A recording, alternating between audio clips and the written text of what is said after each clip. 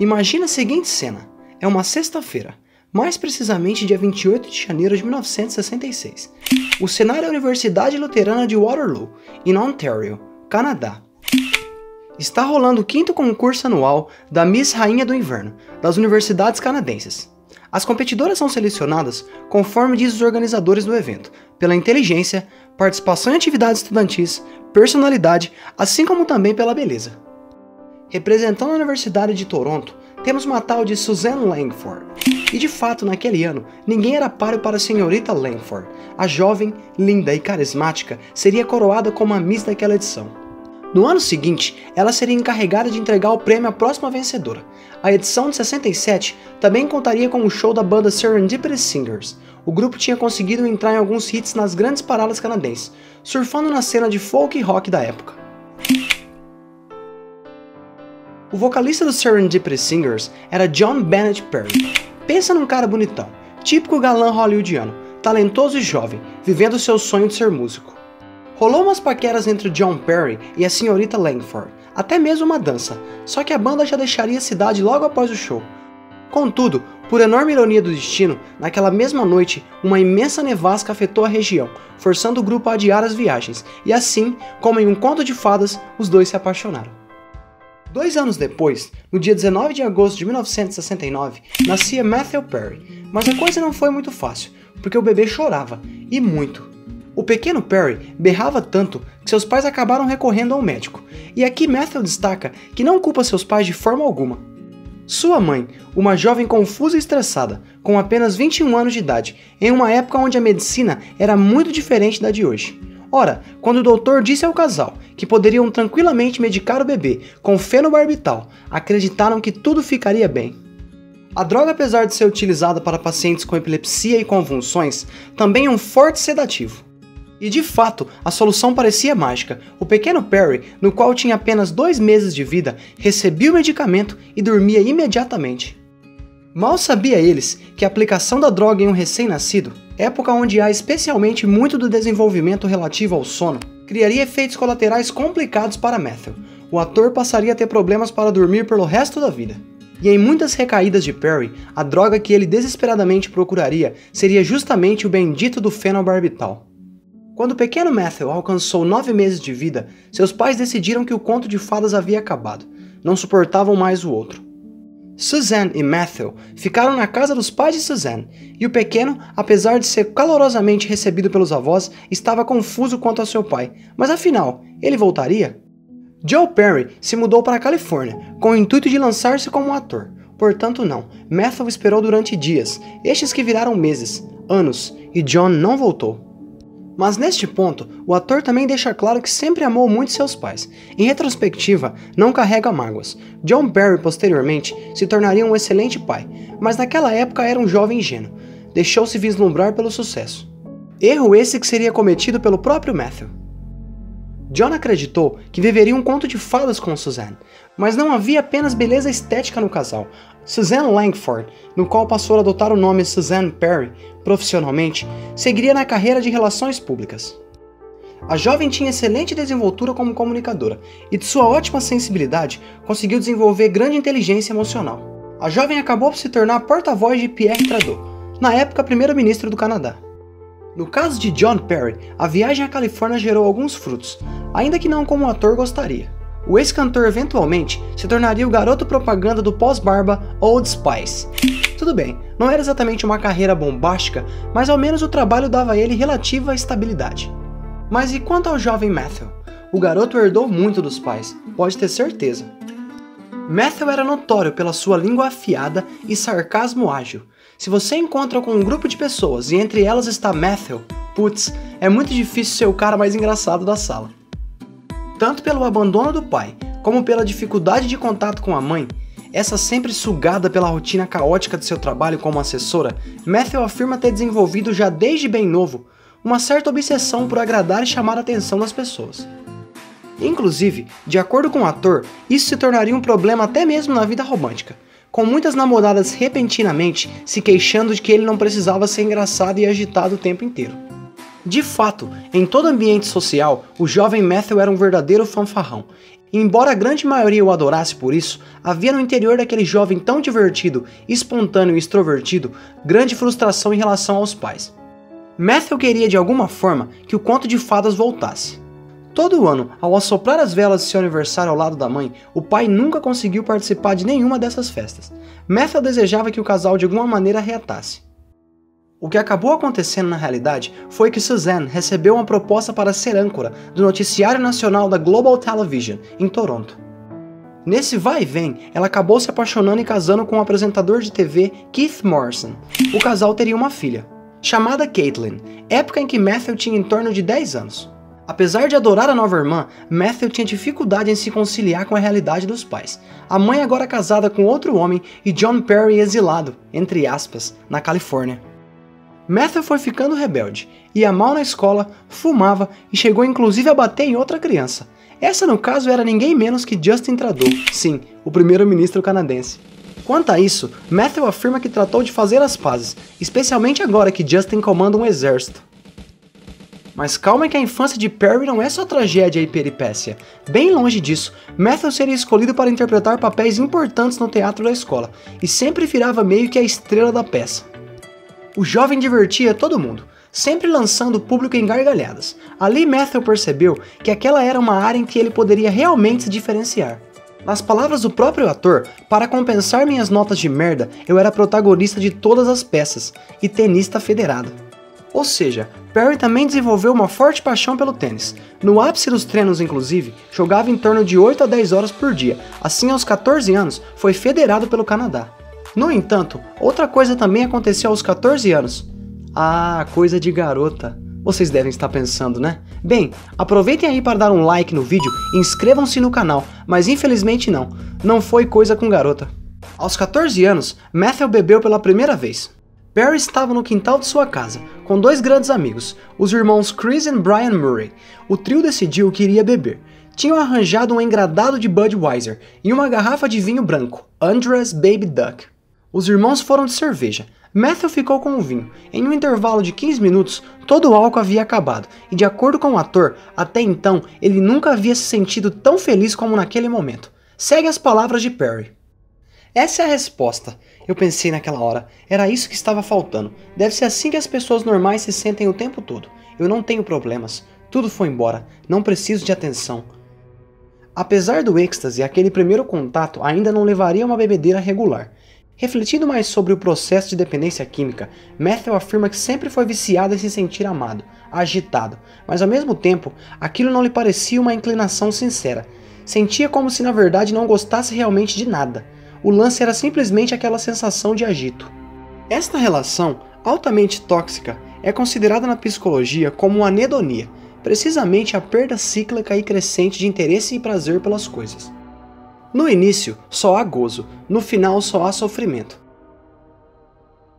E agora na casa de Suzanne, com seu segundo marido, a relação da família com Matthew parecia apenas deteriorar. Acabou que Perry, com 15 anos, decidiu se mudar para a Califórnia, portanto ele passaria a viver com o pai biológico. Havia também um aspecto da carreira. Matthew desejava seguir na carreira de tenista, e na Califórnia a cena do esporte era forte, muito forte, na verdade era forte demais. Ainda que ele se destacasse em meio aos clubes canadenses, onde devido às geadas, você consegue com sorte 2 meses de treino consistentes no ano, Perry teria agora de enfrentar americanos que podiam treinar 365 dias por ano. Aliás, parecia que eles treinavam tudo isso mesmo. Infelizmente, o padrão técnico era muito acima do de Matthew. O canadense logo percebeu que não ia dar conta. Porém, vivendo agora em Los Angeles com seu pai, Matthew também tinha acesso à cena de Hollywood. Atuar para ele sempre foi uma segunda natureza. Então para ele foi tudo uma obviedade. Ele seria ator. John conseguiu os meios financeiros para matricular Matthew em uma escola de ensino médio diferenciada. Se no tênis o canadense sofreu para competir, no teatro era o contrário. Perry era sistematicamente chamado para protagonizar as peças do colégio, e o resultado era sempre incrível. E ainda que fosse muito jovem na época, Matthew já estava fazendo audições, e até pegando alguns papéis na televisão, como na série Charles in Charge. O carisma, espontaneidade e sarcasmo de Matthew eram irresistíveis. O jovem ator, já desde o início, podia sentir um pouquinho daquela coisa que passou a pairar acima de tudo, até mesmo da bebida. Obviamente estamos falando da fama. Matthew a desejava como um homem deseja um oásis no deserto, profundamente convencido de que aquilo seria a virada decisiva de sua vida. Com a fama, tudo faria sentido, e ele teria sua essência consertada, de fora para dentro. E de fato, o calor da fama parecia cada vez mais próximo, cada vez mais palpável. De repente, lá estava o jovem Perry, matando aula e paquerando garotas nos cafés. Conseguiu um papel no filme Uma Noite na Vida de Jimmy Reardon. E ainda que a produção fracassou nas bilheterias, a experiência foi valiosa para o ator, este que cada vez mais fazia audiências para todo tipo de papel de comédia, conseguindo várias participações na televisão. Já na escola, as notas de Matthew eram péssimas, não simplesmente pela questão da carreira de ator, mas porque o episódio com os irmãos Murray foi gradativamente evoluindo a um fascínio por álcool. Nessa época, o jovem já bebia todo dia. Embora tenha se formado no colégio com a nota mínima e precocemente viciado em bebida, na parte da atuação as coisas eram promissoras. Tão promissoras que Matthew arranjou até mesmo uma namorada, a jovem Tricia Fisher. Se trata da meia-irmã de Carrie Fisher. Curiosamente, Matthew sofreu na juventude com problemas de impotência, e de acordo com o ator, foi graças à experiência com Tricia e muito da enorme força de vontade da mesma que ele finalmente conseguiu romper essa barreira. Agora ele estava ainda mais agitado, mas continuava profundamente inseguro. Matthew percebeu que tinha medo de se relacionar, tinha pavor de ser reprovado por mulheres. Ele queria apenas o agito. O lance foi sair transando com toda a garota do sul da Califórnia. A vida de fato estava extremamente agitada. Bebida, trabalho como ator e ainda por cima sexo. Muito sexo. De acordo com o ator, era como no filme Feitiço do Tempo. Inclusive era o filme predileto dele. Talvez seja por isso mesmo. Todo dia era igual, aquele caos delicioso. Aos 21 anos, no entanto, Matthew perceberia pela primeira vez as consequências de sua única relação duradoura, o álcool. Era a noite típica, mais um rolê entre amigos, e com mais uma das milhares de namoradas, o grupo estava justamente na casa de sua namorada da época, curtindo e dando risadas. Entretanto, havia um problema, não tinha bebida no apartamento. Pela primeira vez, ele sentiu o sangue ferver por álcool. Ora, ele bebia todo dia, de repente não conseguia prestar atenção em nada. Precisava muito beber, só pensava naquilo, percebendo que só ele se incomodava com a ausência da bebida. Todo mundo ria e se divertia. Matthew ficou simultaneamente preocupado e envergonhado. O ator assim se esforçou para deixar o impulso de lado. Não tomou nada naquela noite. Como resultado, também não dormiu nada, contorcendo-se na cama por toda a madrugada. Neste ponto, Perry destaca uma frase que ele só conheceria muito depois, contida em um livro sobre alcoólicos anônimos. A frase diz: "Os dependentes de álcool acreditam que bebem para fugir, mas na realidade estão tentando se curar de um transtorno mental que eles desconhecem ter." Esta passagem foi para ele tão maravilhosa quanto horrível. Havia outros iguais a ele, mas peraí, ele teria que parar de beber? Como aguentaria viver sem a bebida? Para o ator, a bebida fazia tudo ser melhor. Ele se tornava melhor, e o agito da carreira também não parava. Matthew conseguia papéis consistentemente. De certa maneira, naquela época, já parecia mais bem sucedido que seu próprio pai. Entre os vários trabalhos de Matthew antes da fama, há uma história super engraçada, quando o jovem canadense conseguiu um papel no seriado Sydney, protagonizado por Valerie Bertinelli. Perry ficou obcecado pela atriz. Essa que na época era casada com ninguém menos que Eddie Van Halen. Sim, ele teria que competir com um rockstar. O ator tentava impressionar Valerie de toda forma possível. De acordo com o próprio Matthew, ele se esforçava tanto que a coisa toda era dolorosamente óbvia. Isso gerou um episódio muito engraçado, quando Valerie convidou Matthew para visitar o casal. Era de noite, e o lendário guitarrista exagerou na bebida. Acabou apagado no sofá. E para provocar Matthew, Valerie aproveitou para dar uns amassos nele, e o canadense, ingenuamente, achou que aquilo significava alguma coisa a mais. Acabou que nas semanas seguintes, no set de filmagem, Valerie sempre agiu como se nada tivesse acontecido, nunca mais tocou no assunto. Refletindo sobre essa história curiosa, Matthew realiza novamente a analogia com sua mãe, onde ele era obcecado pela ideia de que toda relação que tinha na vida era frustrada, especialmente porque todo relacionamento que tinha se baseava no desejo por mulheres inalcançáveis. No fundo, é claro, a coisa toda era uma espécie de fantasia de sua imaturidade. Sentia-se, acima de tudo, solitário, extremamente solitário, independente se estivesse entre amigos, paquerando garotas em um bar qualquer de Los Angeles, ou sozinho em seu apartamento. E ainda que houvesse a bebida para mantê-lo agitado, a fama, cuja conquista era o principal objetivo, começou a deslizar para longe de seu alcance. Matthew de repente se viu em uma época de baixas. Entravam poucas propostas, não havia muitas opções de audiência e, como podemos imaginar, a rotina deliciosamente caótica custava caro. Acabou que a situação financeira apertou. O canadense começou a ficar bastante nervoso com aquilo e saiu atirando para todo lado. "Arranjem qualquer que me aparecer", dizia ele aos agentes. Bem, ele conseguiu um papel em uma espécie de comédia de ficção científica, a série LAX 2194. A produção era sobre carregadores de mala no aeroporto internacional de Los Angeles. O apelo da série vinha do fato dos viajantes serem alienígenas. Ah, caro inscrito, mas só pela ideia você já acha que na prática seria tudo ruim? Sim, você tem razão, era horrível mesmo. O protagonista no caso, o próprio Matthew, era um dos organizadores das bagagens. O diretor do aeroporto era um gerente robótico, com sotaque esquisito, e o tal dos aliens eram interpretados por pessoas com nanismo, vestidas com perucas e figurinos ridículos. Era uma catástrofe. Porém, acredite ou não, a série foi financiada para a produção de um episódio piloto, ou seja, Matthew agora tinha um contrato fechado com LAX. Não poderia se comprometer com outro papel de TV. Enquanto o ator era escalado para essa obra-prima da ficção científica, uma série gradativamente capturava a atenção dos atores, tornando-se uma febre na temporada de audiências. Se tratava de uma tal de Friends Like Us. O roteiro sobre um grupo de amigos que viviam na ilha de Manhattan era delicioso, estava na cara que daria uma comédia excelente. Matthew, ao ver o roteiro, se apaixonou. Não é que ele gostava do personagem de Chandler, ele era o Chandler. Os trejeitos, o estilo, tudo, a atração pelo papel foi instantânea. Para se ter uma ideia, a conexão do ator com o personagem era tão intuitiva que seus próprios colegas de trabalho, atores nos quais haviam sido escalados para a audiência, pediam dicas a Matthew de como interpretar o personagem. Era nítido que Perry compreendia Chandler como ninguém. Mas é claro, ao mesmo tempo, perdoe nossa sinceridade. Que situação de merda. Matthew não poderia se comprometer com Friends Like Us, porque já tinha um contrato com aquela porcaria do LAX. E você, inscrito do canal, imagino que esteja sofrendo de uma grave curiosidade mórbida, para ver qual é que é dessa série bizarríssima.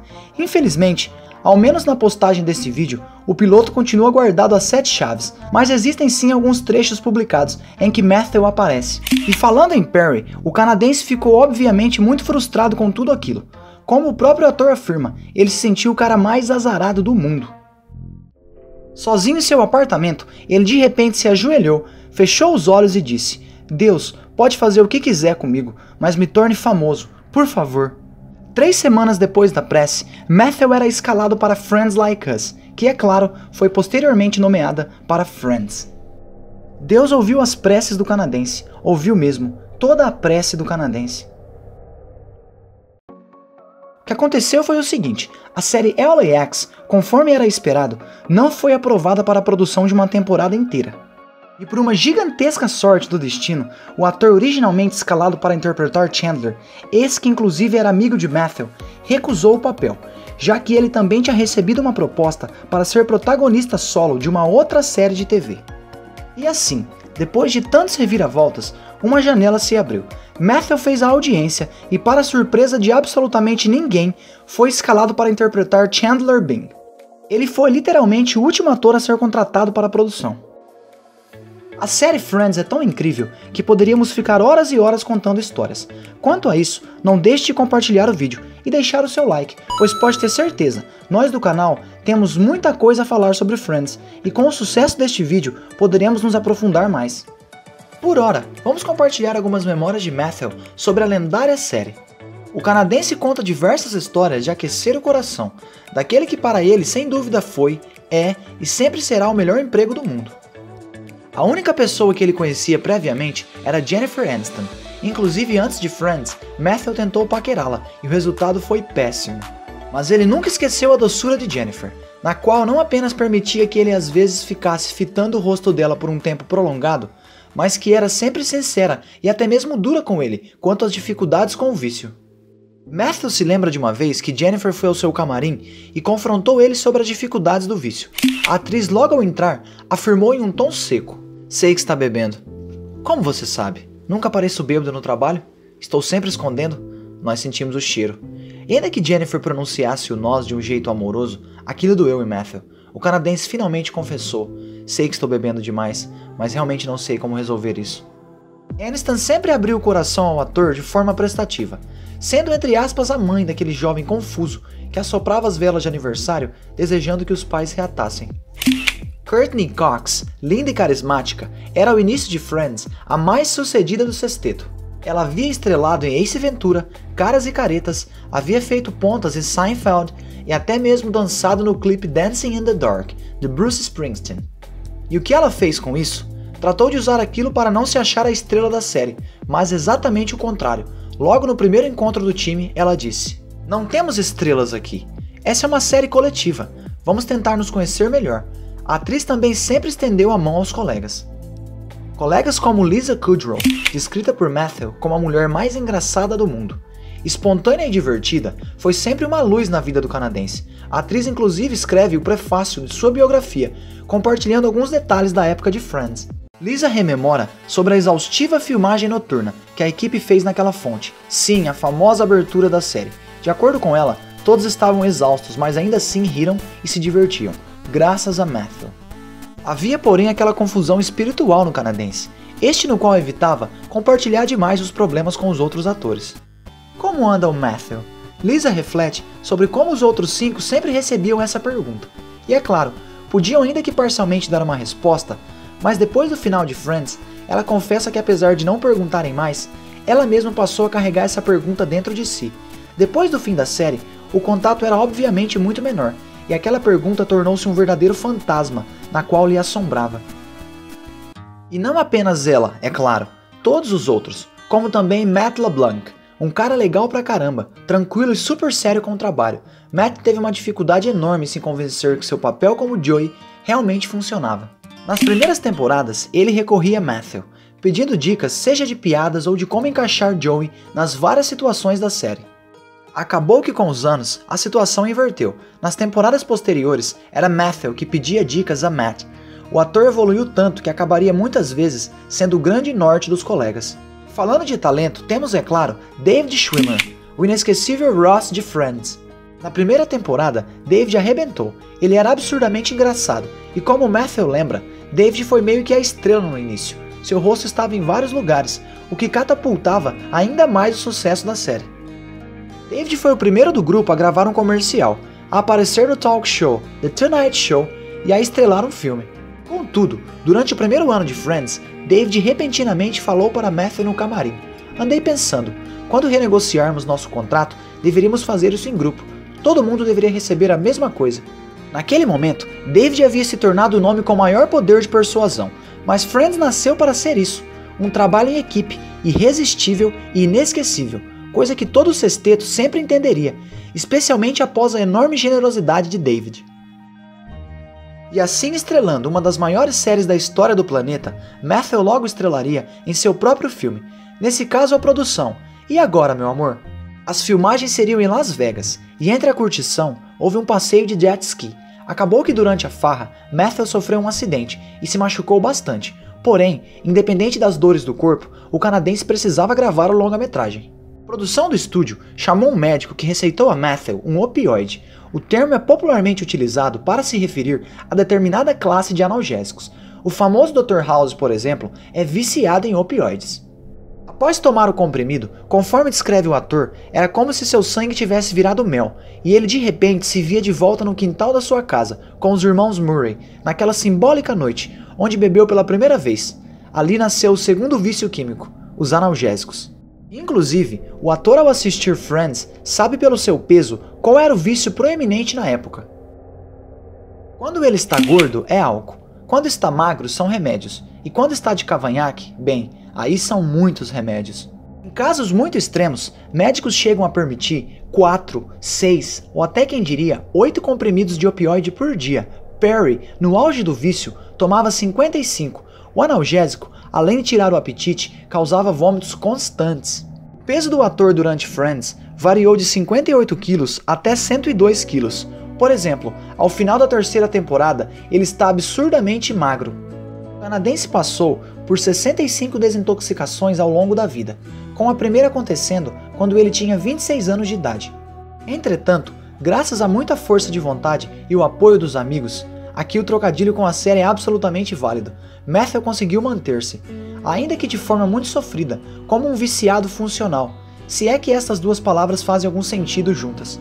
Ele se lembra de uma vez que caiu de sono no sofá durante as gravações de Friends. A cena só não foi perdida graças a Matt. O ator de Joey o cutucou ligeiramente, o despertando a tempo de fazer sua fala.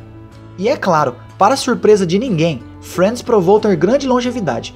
Estávamos já na 6ª temporada, quando Perry foi escalado para o filme Meu Vizinho Mafioso, junto daquele que seria outra grande luz em sua vida, o ator Bruce Willis.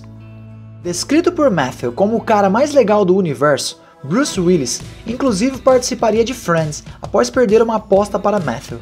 Basicamente, o mega astro de Hollywood não acreditava no sucesso de Meu Vizinho Mafioso.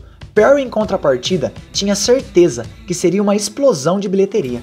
O canadense acertou, e acabou que Bruce Willis, como perdedor, teve que participar em alguns episódios de Friends.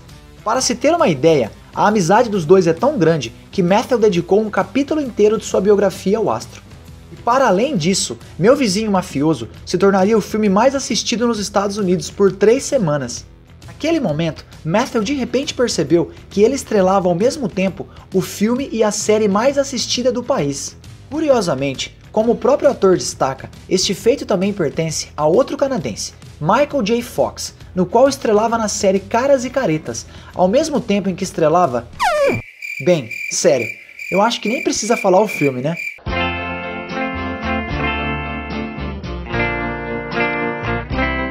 Inclusive, Matthew já meio que sonhava com isso há tempos, a ideia de conseguir reproduzir o que Michael J. Fox havia feito. E de fato conseguiu. Ele era agora uma celebridade, havia conquistado aquele objetivo último, no qual pairava acima de todo o caos delicioso. Neste ponto, aproveitamos para destacar um momento anterior da biografia, o reencontro de Matthew com Craig Bierko. Você deve estar se perguntando, mas afinal, que raios Craig Bierko tem a ver com tudo isso? O cara daquele filme 13º Andar? Sim, ele mesmo. Craig era super amigo de Matthew. Ele era precisamente aquele amigo. Sim, foi Craig Bierko que originalmente recebeu a proposta para interpretar Chandler. No entanto, recusou para protagonizar outra série. De acordo com Matthew, Craig foi lhe visitar em seu apartamento. O ator logo confessou: "Desculpa por ter me afastado de você por esses 2 anos. Não consegui lidar com o fato de que você ficou famoso com um papel que eu recusei." Felizmente, após o episódio, a dupla permaneceria super amiga, e naquele momento, Matthew de repente abriu o jogo, confessando algo que ele sempre quis dizer, mas nunca havia percebido. Ele olhou nos olhos de Craig e disse: "Quer saber, Craig? A fama não faz aquela diferença que pensávamos que faria. Ela não resolve nada." Matthew percebeu que no fundo continuava sendo aquele garoto solitário e vazio. A única coisa que lhe preenchia a dor era o seu destrutivo vício por álcool. Bierko, em contrapartida, permaneceu quieto, encarando o amigo em silêncio. De acordo com Matthew, ele acha que até hoje Craig não acredita nele, mas nisso o canadense compreende, conforme ele passou a afirmar para si mesmo após o sucesso de Friends: "Você precisa realizar todos os seus sonhos para perceber que se tratam dos sonhos errados." Para além disso, Matthew também perceberia que a fama é tão passageira quanto a dose de álcool. Friends, após 237 episódios, chegaria ao fim. Conforme lembra Matthew, o último dia de filmagem foi muito duro, mas todos os atores chegaram num acordo de que era hora de terminar. Aniston chorava muito, até Matt LeBlanc chorava. Matthew, no entanto, não chorava, perdeu muito do momento vagando em seu canto, já que estava chapado de analgésicos. Já na carreira do cinema, produções como Meu Vizinho Mafioso 2 fracassaram. Contudo, Matthew aproveitou a época de baixas para dedicar-se a outro talento, a escrita. O canadense escreveu sua própria peça de teatro, chamada The End of Longing, essa que estreou no ano de 2016. Também como curiosidade, Matthew era fãzaço do game Fallout 3, e o ator acabou dublando a voz do principal antagonista do título spin-off, Fallout New Vegas. Outra menção honrosa é a produção Studio 60. Trata-se de uma série na qual mesclava comédia e drama. Apesar de uma primeira temporada excelente, essa que inclusive recebeu grandes elogios da crítica, a produção acabou sendo cancelada ao término da primeira temporada, por baixa audiência. Entretanto, ainda que a luz da fama estivesse esmaecendo, havia o outro lado da prece feita por Perry. Embora o ator tenha passado centenas de dias em claro, sofrido dezenas de crises de abstinência, dedicado milhares de reuniões em Alcoólicos Anônimos e gasto mais de 7 milhões de dólares em centros de reabilitação, a verdadeira conta, por incrível que pareça, caro inscrito, ainda estava para chegar. O cenário é o seguinte: estamos em 2018, em uma casa de reabilitação no sul da Califórnia. Matthew está sentindo dor, mas não é qualquer dor, é uma dor absurda. É o 7º dia de dor intensa, e seu organismo está nitidamente falhando. Ele literalmente não carga há 7 dias. O ator pede desesperadamente por drogas. A coisa escala a tal ponto que Matthew tem de ser levado ao hospital. O hospital mais próximo da casa era o St. John's. Ao chegar, os médicos imediatamente perceberam que havia algo de muito errado. Perry foi imediatamente internado. Todo esse processo só aconteceu graças à sua assistente Erin. Inclusive, já na sala de tratamento, Matthew perguntava a Erin: por que tem uma bola de ping-pong no sofá? Não havia sofá, e muito menos bola. O canadense estava delirando de dor. Ele teria de ser operado imediatamente. Depois dali, Matthew só recuperaria a consciência 2 semanas depois. Durante a coma, o ator teve uma broncoaspiração, vomitando 10 dias de substâncias tóxicas diretamente em seus pulmões, o que causou uma pneumonia instantânea. Em seguida, o cólon explodiu. Sim, isso mesmo, a parte central do intestino grosso. A cirurgia durou 7 horas. Durante o processo, os familiares de Matthew correram ao hospital. Ao receber os entes mais próximos, os médicos já deixavam claro a situação. A chance de Matthew era de 2%. Já era prudente se preparar para o velório. Porém, de alguma forma, Matthew sobreviveu à primeira noite. Entretanto, a situação estava longe de ser resolvida. Para continuar vivo, o ator precisaria de uma máquina de oxigenação extracorpórea. O aparelho serve como uma espécie de substituto pulmonar. É usualmente utilizado em casos extremos mesmo, tipo como último recurso. Conforme o próprio ator descreve, 4 pacientes da rede tinham recorrido à máquina naquela semana. Os 4 terminaram em óbito. Para complicar o que já era complicado, o Hospital St. John's não tinha um aparelho. Os técnicos entraram em contato com o Cedars-Sinai. E acredite ou não, a instituição parceira não quis aceitar Matthew, porque não desejava ter de se lidar com a notícia de que uma celebridade havia morrido em seu hospital. Acabou que todas as outras instituições da rede também não o aceitaram. Se é pelo mesmo motivo ou não, não há como sabermos. Apesar dessa palhaçada diabólica, ao menos a rede enviou ao St. John's o aparelho acompanhado de uma equipe de técnicos. Matthew passou várias horas conectado ao aparelho, e felizmente deu certo. Ele foi então transferido para uma unidade maior, no que foi uma viagem bastante arriscada, sendo necessário encher a ambulância com médicos para monitorar o ator. Agora internado na UTI, cardiológica e pulmonar, o canadense permanecia em coma. O tempo inteiro havia algum familiar com ele. E quando finalmente abriu os olhos, Matthew se deparou com sua mãe. Perguntou a ela onde estava e o que havia ocorrido. Após ouvir a resposta, ele simplesmente virou a cabeça e apagou mais uma vez. Matthew ficaria 5 meses internado no hospital. Inicialmente, o ator não podia ingerir nada, pois estava com uma fístula, um buraco no intestino. Demorou 1 mês para que os médicos conseguissem encontrá-la e tratá-la. Assim, durante o primeiro mês inteiro, Matthew não pode comer nem beber.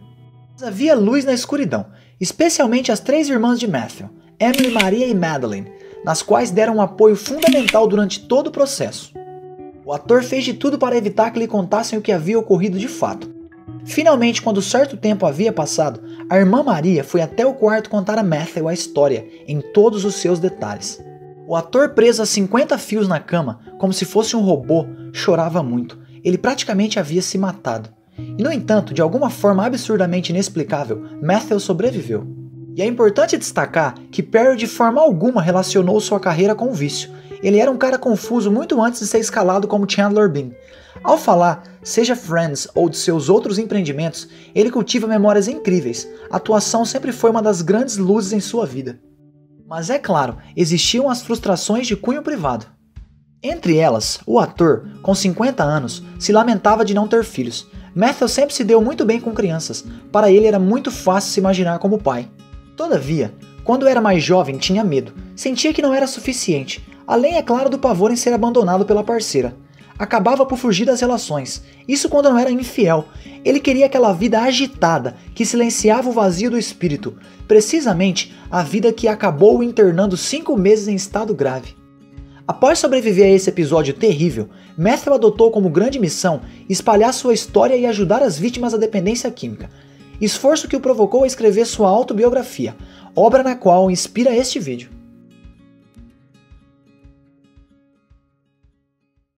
E é com enorme dor e pesar que encerramos nossa história relatando os fatos do dia 28 de outubro de 2023, quando tragicamente Matthew foi encontrado morto em sua casa, provavelmente vítima de afogamento. No entanto, as memórias, as risadas, os momentos especiais e, sobretudo, a luz de Matthew e a grandeza de sua mensagem permanecem em nós. Até mesmo porque, como todo guerreiro que luta contra a dependência química bem sabe, a batalha persiste. Matthew afirmava que ainda sentia aquele fervor, aquela vontade de tomar um drink, porém, também destacava que, ainda que o demônio em nós persista, juntos somos mais fortes que ele. Juntos podemos aprender a viver com isso, dia após dia. Experimente separar um tempo de sua rotina para lembrar, não apenas os outros, como a si mesmo, que existe sim um caminho para além da dor. Juntos somos mais fortes que ela. Por mais duro que seja o momento, nenhum sentimento é final. Ele não define quem você é. Pare de se angustiar. Pare de se torturar.